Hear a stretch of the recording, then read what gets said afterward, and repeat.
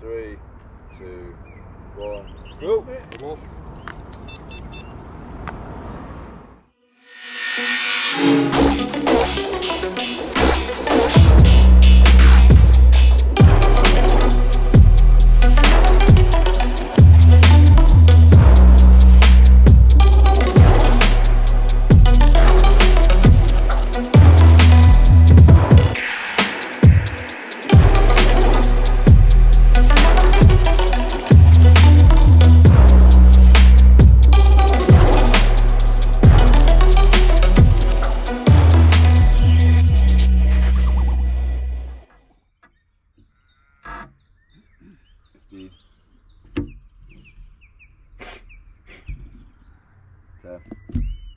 So here we go again, back on AS21C, I think it is. So when was this recorded? 17th of April 2025, I think it was. Whatever the Thursday was anyway, just before the Easter weekend. I did say, and I stand by this, I'm not going to kind of repeat this course week in, week out. My plan for the season ahead anyway is to still get around some different courses. So obviously last time out was on that shorter sort of season opener for Colville Wheelers, but I sort of have a bit of a gap in between what race I was planning on doing next, which is on the 1st of May. So next time out will be on the South Pennine course. So those guys, historically, at least last year and I think the year before, they kind of used the same course week in, week out. This year, I guess due to numbers, they're just going to run them sort of once a month. So weather permitting, I think it's the 1st of May, which is a Thursday, a couple of weeks time.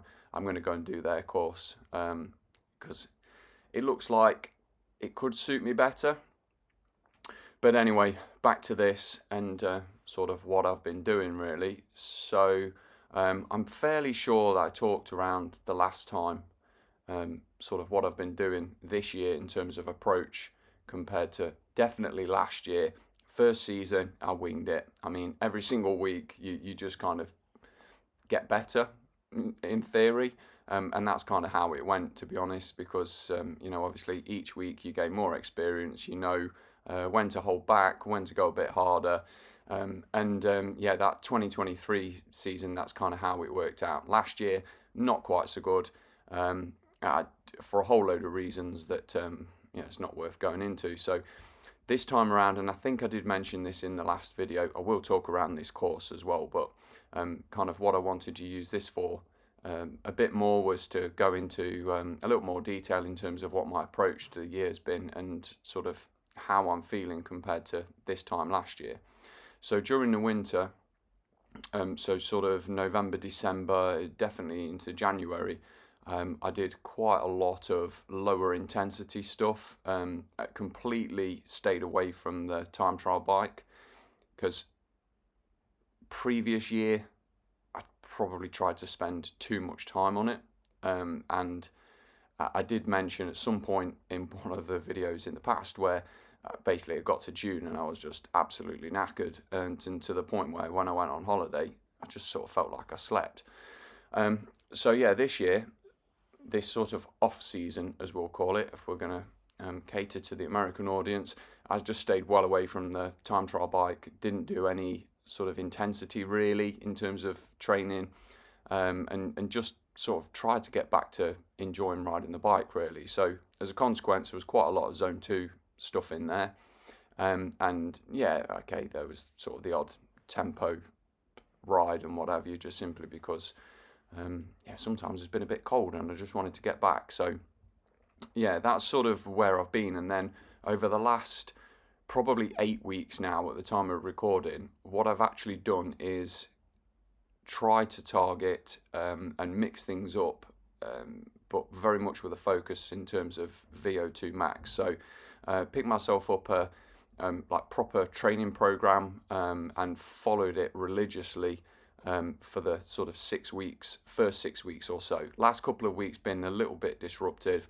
in terms of work commitments, but also then because obviously TT season starts, and so you kind of don't want to be doing like really intense efforts 24 hours before there's a TT. So in that regard, I've sort of self-coached and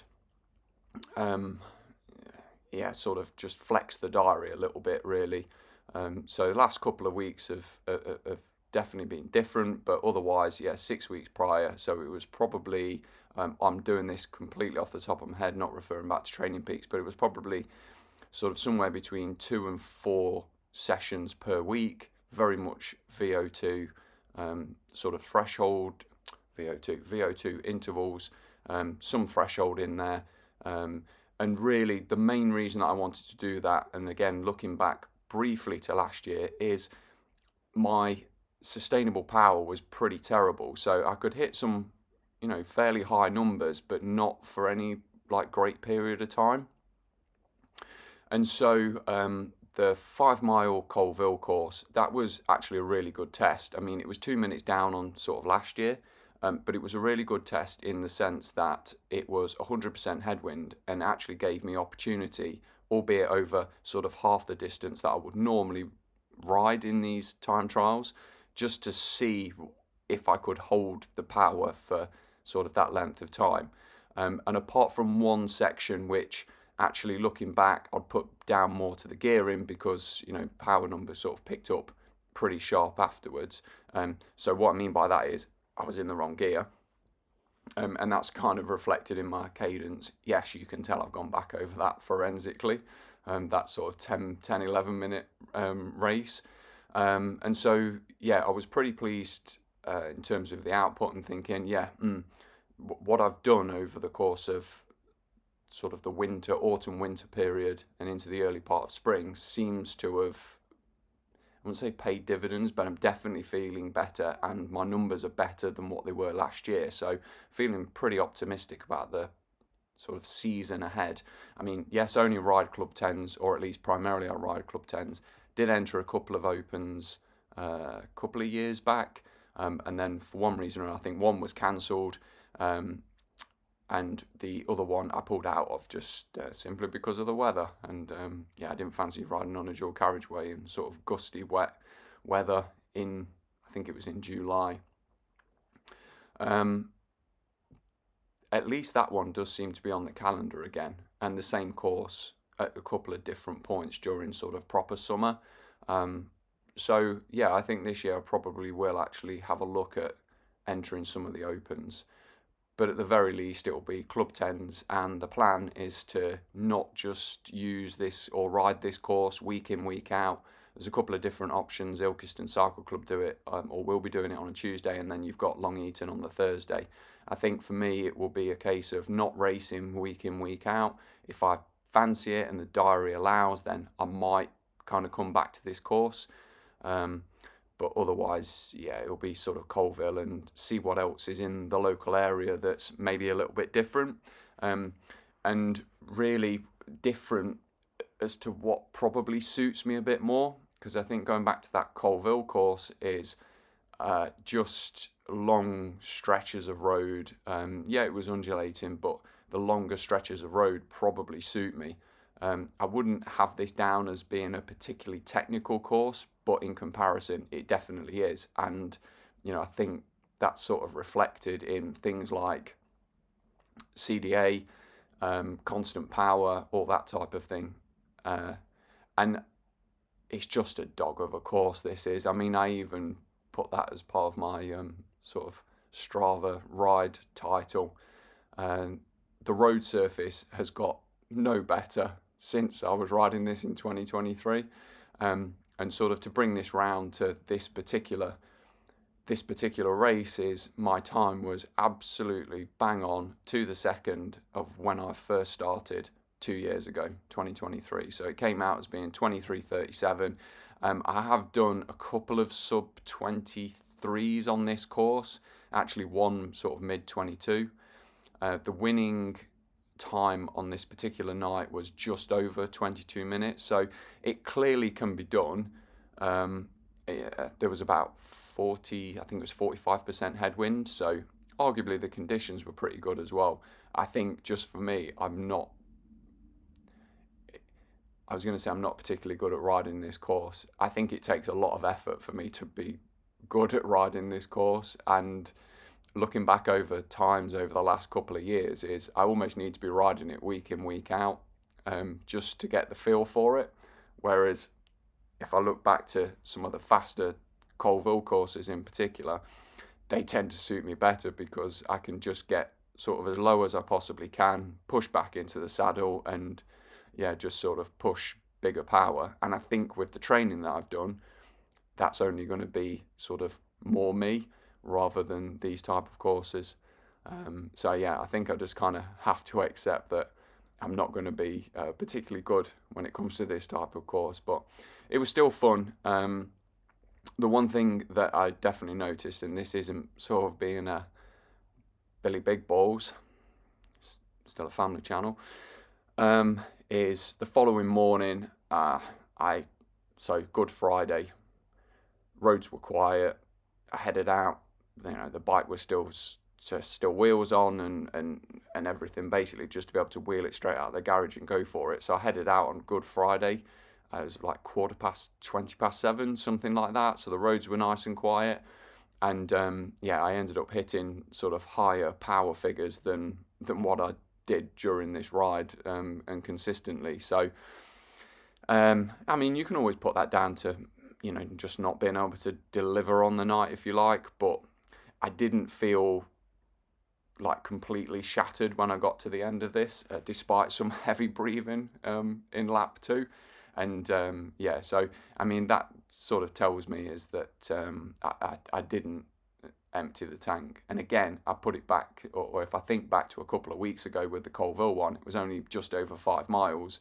But the following day, I could definitely feel it in the legs, and that was despite a longer cool down as well. So I think this course will just take me, in particular, some practice. I will go back and I will ride it again throughout the year, just kind of not religiously, because what I'm quite keen to do this year, and I'm still in training, in air quotes, so I'm still doing those VO2 sessions. This week I kind of used as a bit of a rest week. Again, work commitments, but also I figured it's been sort of 6 to 8 weeks of doing those intense efforts, pretty consistent. And plus I had, as you'll have seen, I ended up with like a 90 odd miler road ride as well just in the last week, which is completely out of my comfort zone. Haven't been doing any distance, at least not consistently, for any amount of time. And I tried to be good, and I tried to keep my power sort of within a set zone, and that was quite taxing on the mind, to be honest, more than anything else. So I guess otherwise, let's just talk briefly around this course in particular. So I've alluded to the fact that it's a bit of a dog of a course. I'm fairly sure all the roads here fall within Nottinghamshire County Council's remit. And I've no idea. I've reported potholes on this road, and on a Sunday, and within 2 minutes had a reply to basically tell me, oh, the road's been inspected and there's nothing to do, which is just clearly wrong. I don't know if they've got some sort of AI that's being worked on. Maybe, in particular, the sort of back section of this particular course. That road there is atrocious, and you'll see on both laps where I'm basically riding just to the left of the white line, and the reason for that is it's really the smoothest section. Even that isn't perfect. There are a number of signs that are up on sort of very close by neighbouring roads where the council have put signs up to say, part of resurfacing and highway maintenance and all that type of thing. So perhaps it's part of their plan that they're actually going to do a proper job of resurfacing the roads. But something needs to be done, because I'd hate to think what damage it's doing to people's cars, let alone, is it really good for me to be riding practically in the middle of the road? No. I'm not doing it for speed or anything. I'm actually doing it more from a safety point of view, just simply because of the number of potholes. And, you know, for anybody who's ridden a time trial bike at sort of, you know, anywhere between 20 to 30 mile an hour plus, you know, the maneuverability and all that type of thing is just not great. So it's about taking the safest line possible. And at times I'm probably, you know, within half a metre of oncoming traffic, but my choice, I suppose. And yeah, that opens up a whole other argument. But yeah, something needs to be done about these roads. Otherwise, you know, I mean, there is that sort of initial hill, and anybody who's subscribed to the channel or even stumbled across my videos in the past, there's that initial sort of climb that I think is called Dark Hill. You go up that twice. There are some sort of longer downhill sections, not particularly steep, but quite good for getting the speed up and kind of recovering, which, you know, you'll see where I'm not even doing 200 watts at certain points. And then, yeah, otherwise sort of gradual inclines as well, where, you know, you sort of up the power above threshold to get up them, maintain speed, etc., etc. One thing that I am going to do with this course, so I was riding a 60-tooth round chainring, and it was the first time that I've used that chainring on this course.